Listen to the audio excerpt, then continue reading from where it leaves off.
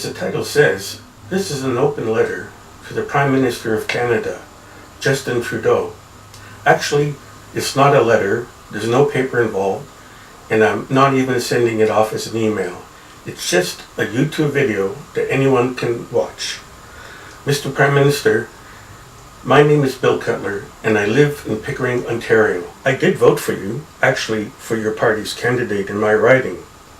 Despite what this rant seems to imply, I am a big fan of yours, and I truly hope you remain in office for a record-breaking set of terms.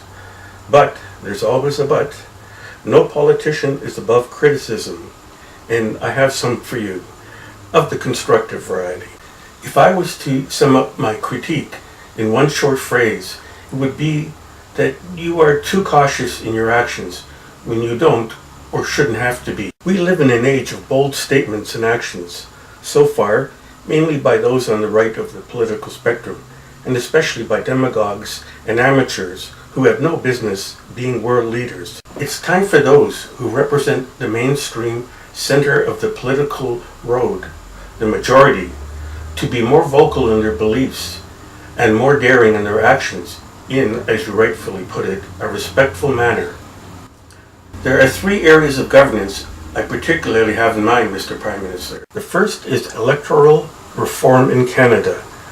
I truly do not understand why you shelved this election promise, or why you are so opposed to a referendum on this issue, or at least a ballot question in a regular election. Of all the issues that should be put to a general vote, this must rank as number one. Voting is the foundation of democracy.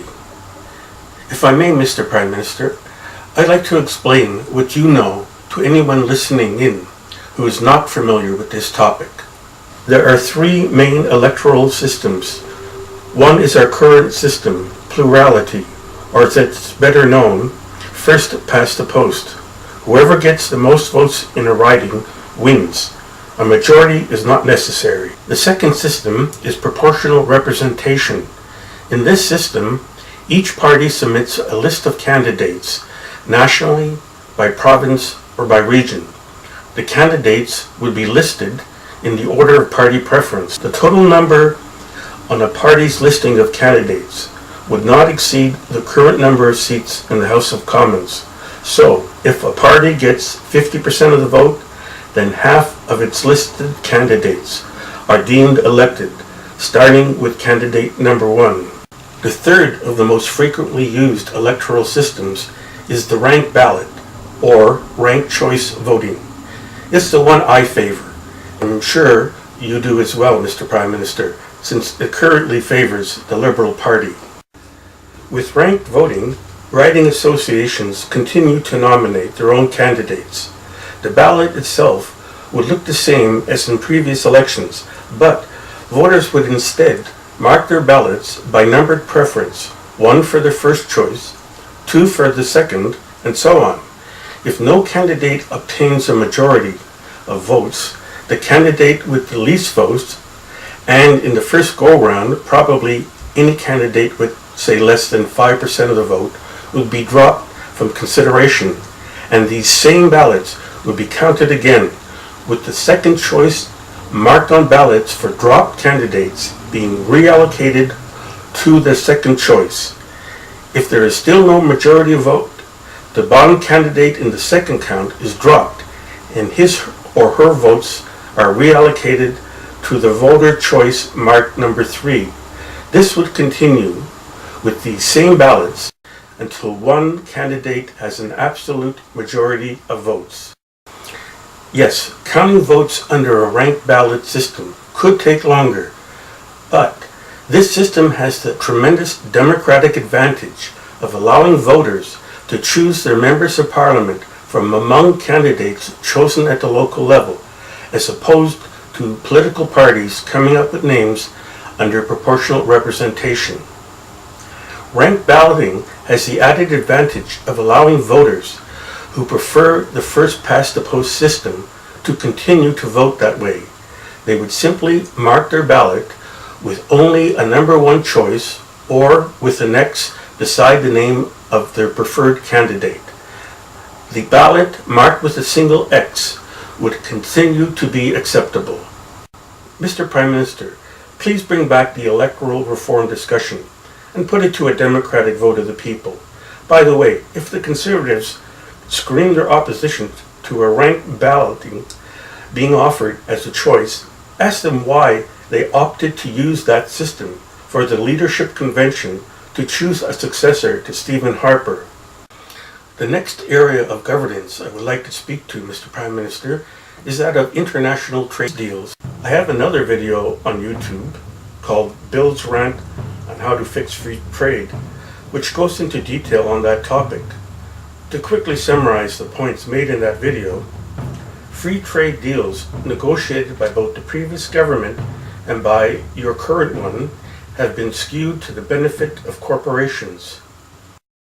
An example of that added expense is the patent extension for new medicines developed by the major pharmaceutical corporations, thus delaying the introduction of low-cost generic drugs. Then there's the investor-state dispute settlement provision, which allows companies and nations to bypass our judicial system and instead go to a tribunal of business people to settle disputes. These types of tribunals quite often oppose government programs to create new employment for people who have lost their jobs as a result of trade deals as being unfair subsidies of our industries. Prime Minister Trudeau, trade deal provisions such as I've described give companies an unfair advantage over individuals and have no business being included in a trade deal.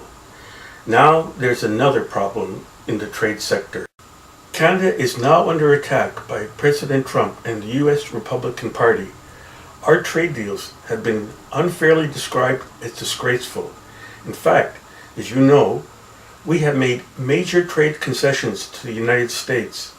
In addition, where there have been rulings by the governing World Trade Organization, the WTO, that were in our favor, the Americans simply ignored the ruling and continued on as before. Mr. Prime Minister, I feel certain that your government is responding to this new challenge with countermeasures or tit for tat. I hope you do not hesitate to use retaliatory actions where necessary, obviously without the bombast of a certain world leader. When it comes to unfair trade practices of other countries, retaliation is not a dirty word. The last area of governance I'd like to address is legislation regarding assisted dying for those whose prolonged suffering has robbed them of any quality of life. You chose to restrict assisted dying to terminally ill people for reasons of personal ethics or political expediency. Here again, your caution was overstated. As you know, an all-party House of Commons committee recommended that assisted dying be legal for both terminal and non-terminal individuals who are experiencing enduring and intolerable suffering.